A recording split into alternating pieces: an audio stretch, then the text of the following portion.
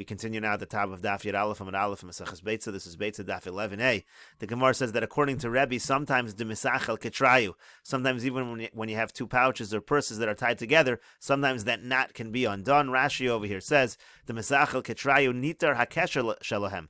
The knot becomes untied. Umisparek melav, and then the two pouches are going to come apart.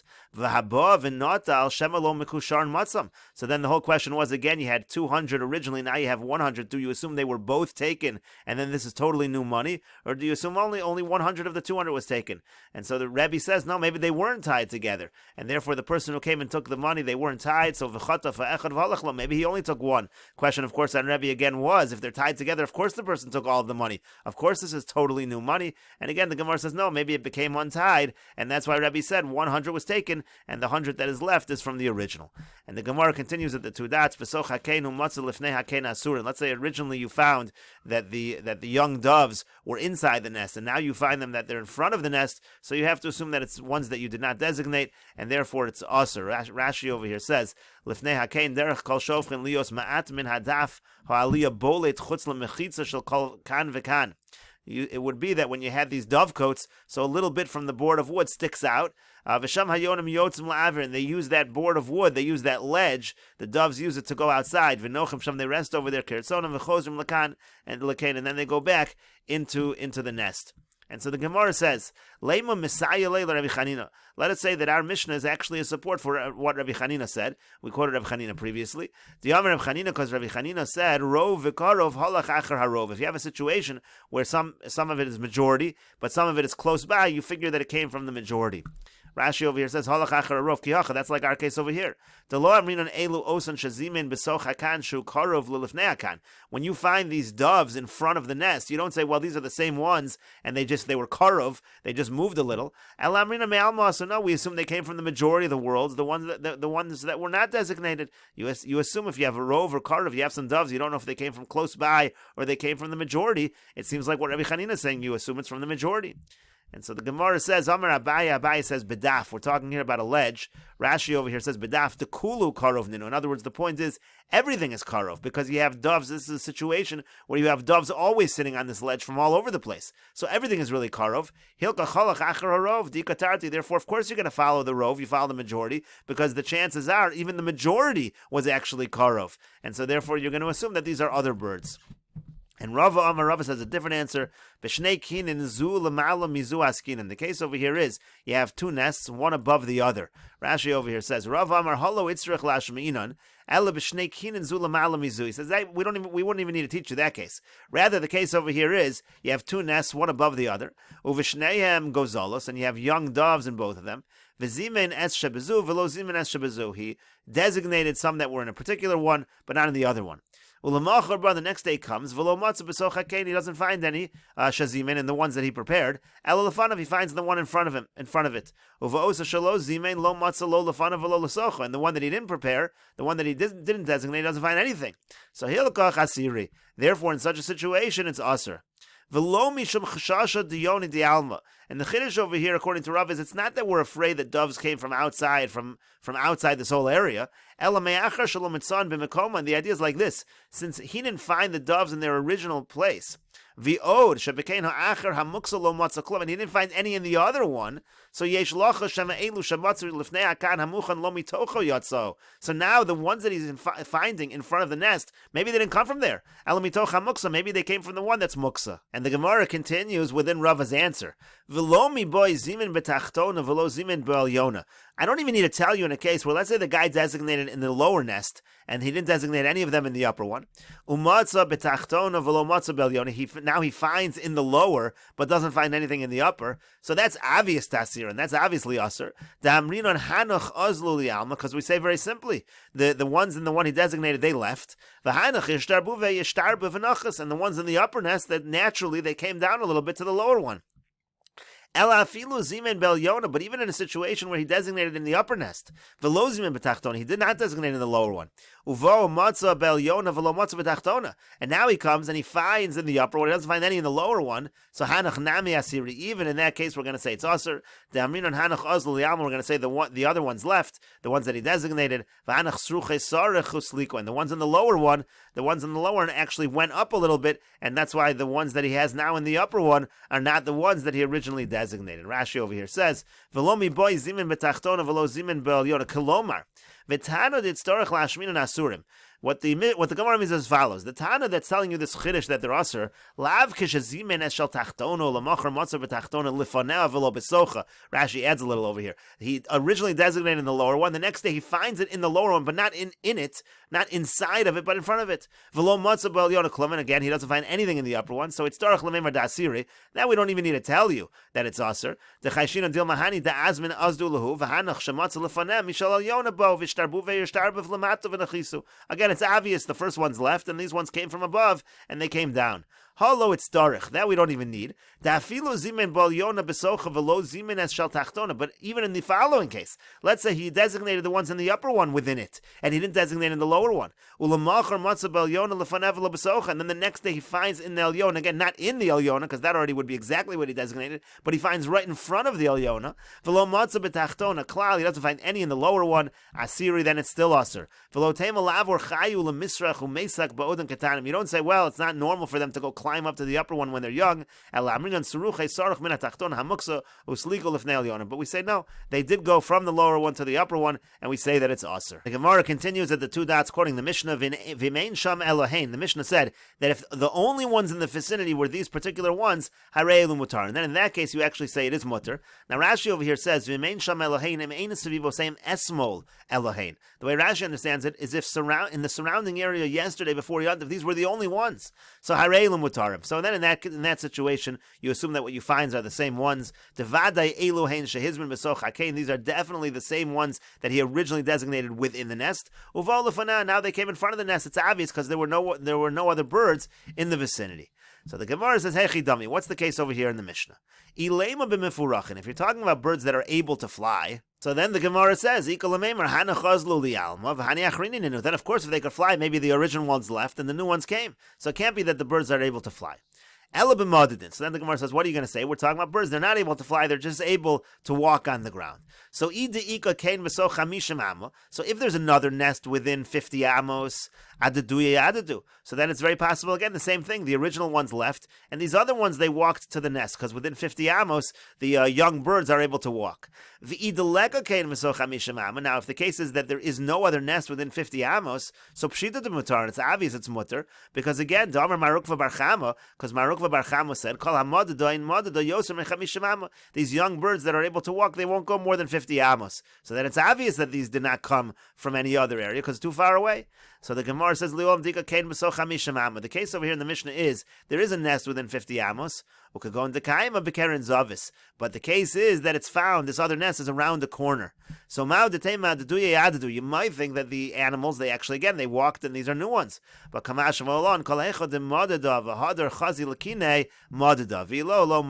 chiddush of the Mishnah is that when we say that they can walk 50 amos, that's only that if they would turn around, they could see their original nest, then they're going to keep going. But if they turn around, it's around the corner, they can't see their original nest, they're actually going to stop going, and so in that case we're going to assume, again, that it's mutter. It cannot be that it came from this other nest. We'll take a look at Rashi over here. Again, mefurachim means gedol and meporchim lemerachuk. That means birds that are a little bit larger. They're able to fly far away. Adadu yadadu. These are again birds that are able to hop. Meoso kain v'yasu lahachik and mefarish v'yasu dar chamisham amamad. Like we said, they're only going to be able to hop like 50 amos, not more than that. The Gemara finally answers bekeren zavitz around the corner. Shezavitz habayis bolit laholam and hashovach v'kanzeh shezimen bo omid litzdad. And again, exactly like the picture, you have one nest, one cane over here, and one over here, so they can't see each other in this case. So then omid litzdad, you have asi lachalo have a chazi lakine. If the bird would go, if the young bird would go from one to the other, won't be able to see the original nest. Shazav shall bayis omedes lafanav, because the corner of the house is blocking. So in this case, already we assume it didn't hop from the other nest.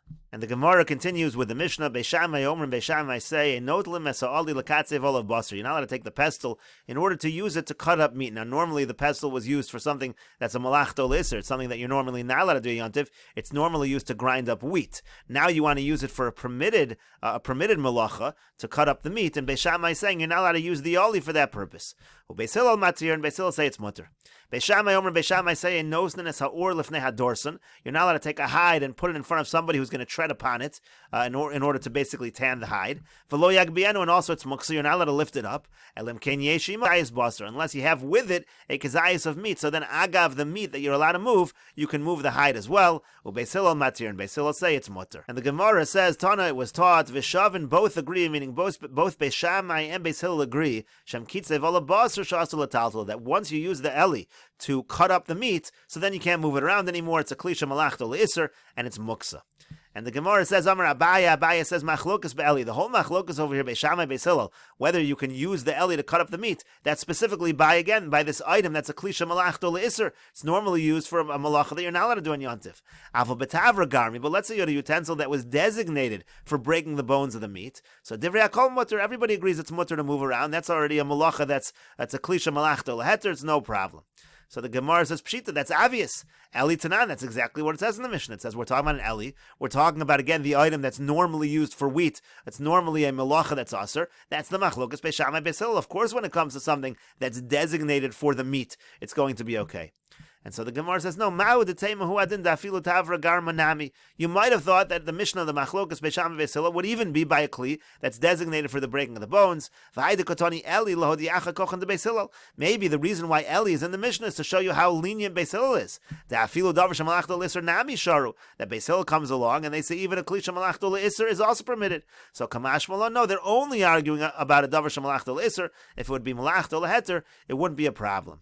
Iko di'armi, there are those who have a different version over here. Now, the different version is going on the question of Pshita. The Gemara had asked Pshita, it's so obvious that by a Tavra Garmi it's mutter, because Eli Tanat, it says Eli in the Mishnah. So then some have the version as follows, that Abaya responds, Abaya responds to the question of Pshita, no, it is a Chiddush what I'm saying. Lo nitzrucha ela afilu Tavra Garmi chadati. When I'm saying a Chiddush over here, when I say that by a Tavra Garmi everyone says mutter, I'm talking about a new Tavra Garmi. Why is that a Chiddush? Why is it a Chiddush that everyone says mutter when it's brand new? Because Ma'u Detema, because what might you have thought, Mimlach velo Tavar Allah? Maybe the guy's going to change his mind. It's a brand new item. He might decide he doesn't want to use it. And then it's going to be, you moved it around for no reason. So maybe there is a reason to prohibit. So Kamash Malon. So that's what Abai is teaching you. Abai is teaching you, no, even if it's brand new, it's going to be mutter. We're not concerned that the person's going to change his mind. And so the Gemara continues, according to this answer, but is that really true? Is Beis Shammai really not concerned that a person's going to change their mind? That's what we're saying over here. Abai is saying that even if it's a brand new Tavra Garmi, we're not concerned the person's going to change his mind. But that's not really true. Beis Shammai is concerned that the person's going to change his mind. Vatanya, but we learned in a Braisa, this is actually a Tosefta. The Tosefta says Beis Shammai Omer and Beis Shammai say, Ein molichin tavoch v'sakin eitzel behema. On Yontiv, you're not allowed to lead a butcher, a shochet with his knife to an animal. V'lo behema eitzel tavoch v'sakin. Not the other way around either. You can't lead the animal to the person who's going to do the shechita who's holding the knife. Beis Hillel Omer, Beis Hillel say molichin zeh eitzel zeh. Yeah, you can bring one to the other. Basically, according to Beis Hillel, it's not a concern that the person might change his mind and decide not to do the shechita. Then he handled the knife for no reason. Similarly, Beis Shammai Omer and Beis Shammai say, "In molichin tavlin u'maduch eitzel meducha." You're not allowed to take the spices and the pestle to the mortar. The pestle that was used for the spices was a little bit smaller than the eli. The eli was a large pestle that we're now using. Instead of using it for wheat, we're using it for meat. Here we're talking about spices. You're not allowed to bring the spices to the mortar to grind it up. V'lo meducha eitzel tavlin u'maduch. Same the other way around. You can't bring the mortar to the spices and the pestle. Beis Hillel Omer molichin zeh eitzel zeh, and Beis Hillel say, no, you can bring one to the other. Again, we're not afraid that you're going to change your mind, but it seems clear over here that Beis Shammai does have a concern that a person might change their mind. And so the Gemara says, Hachi Ashta, what kind of comparison is this? B'shalom behema, I understand by an animal, when you're talking about shechita of an animal, Asi limluche, there really is a chance that the person who's doing the shechita might change his mind. The person might say, this animal looks a little thin, let's leave it aside. Let's bring a different animal that's a little fatter. It's going to end up being he took it for no reason. He was handling the knife for no reason. When it comes to preparing a pot, to preparing food with spices, same thing. He might change his mind. And he'll say, forget about this pot that requires spices, harder to make. Let's just make another one. We'll bring another one that doesn't need spices. But here, what are you going to say? By the breaking of the bones of an animal that's already shechted, mimlach v'lo tavar, he's going to decide not to break the bones. Kevan de shachta l'tvira kaima. Once an animal is shechted, the next step is to break the bones. No one's going to leave aside that step, and therefore there's no concern that the person will change his mind. The Gemara continues that the two dots, quoting the Mishnah, Beis Shammai Omer and Beis Shammai say, "Ein nos or you're not allowed to put the unprocessed hide. Let's say you shecht an animal, you have an unprocessed hide, you can't put it in front of someone who's going to tread upon it." And Beis Hillel said that was permitted. And the Gemara says, Tana, it was taught, Vishavin, both Beis Shammai and Beis Hillel agree, Shemolchin olav basar litzli, that on top of the hide, you can salt some meat for the purpose of roasting the meat, and we're not concerned that some of the salt might get on the hide. You're going to end up effectively tanning the hide. And the Gemara says, Amar Abaye says, Lo shanu ela litzli. When we say that that's permitted, it's only if you're salting the meat in order to roast it, because there you don't use so much salt. Avol lekedera, but if you're going to put the meat in a pot, lo, so then no, you're not allowed to do it. It'd be a problem, because then already you're using so much salt that it's already going to be that the salt's going to go on the hide. It's like tanning the hide on yontiv, which is prohibited. And so the Gemara says, Pshita, that's obvious. Litzli tanan. It's exactly what it says in the Bryce. It says you're allowed to salt the meat for roasting. So obviously it's for roasting and not for cooking in a pot. So the Gemara says, no, hakamash malah, and what Abai is teaching us is the afilu litzli ke'ein kedeira aser. Even if the person is roasting it, but this is the kind of person who, when he roasts his meat, he likes to put on a lot of salt. So even that is going to be a problem according to Abai. We don't say, well, since he's roasting, it's permitted. No.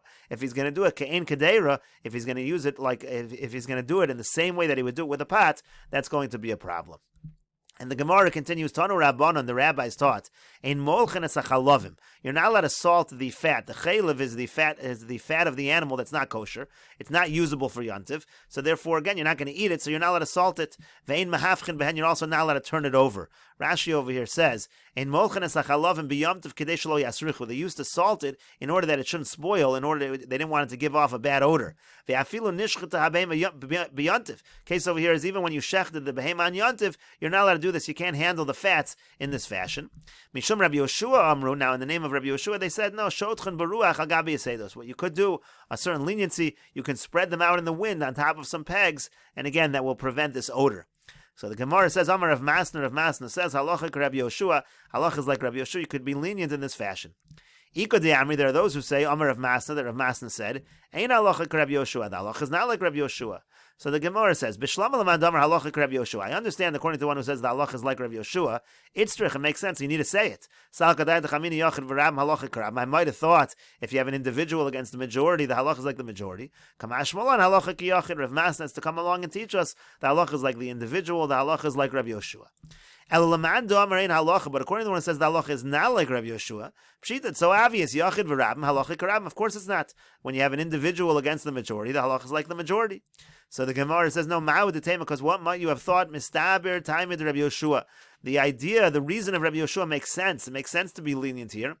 The lo sharis, if you don't let him do this with the fats, if you don't let him spread it out to prevent the foul odor, so mimna v'lo shachid, he's going to hold back. He's not going to shecht at all. Then he's not going to have simchas yantiv. So Kamash Malon comes to teach us that no, even though it makes sense what Rabbi Yoshua is saying, still the halach is not like Rabbi Yoshua. But the Gemara says, what's the difference between this case of the chalavim of the fats and the case of the hide that you're spreading out in front of those who tread upon it? Rashi over here says, Beis Hillel. Beis Hillel allow you to spread it out for the same reason. If you're not allowed to take this unprocessed hide and spread it out to let people tread upon it, no one's going to want to do a shechita. So Beis Hillel is lenient. So how come over there Beis Hillel is lenient? But when it comes to the chalavim, we're going to be strict, and we'll continue with this discussion in the next video on Daf Yud Aleph Amud Beis.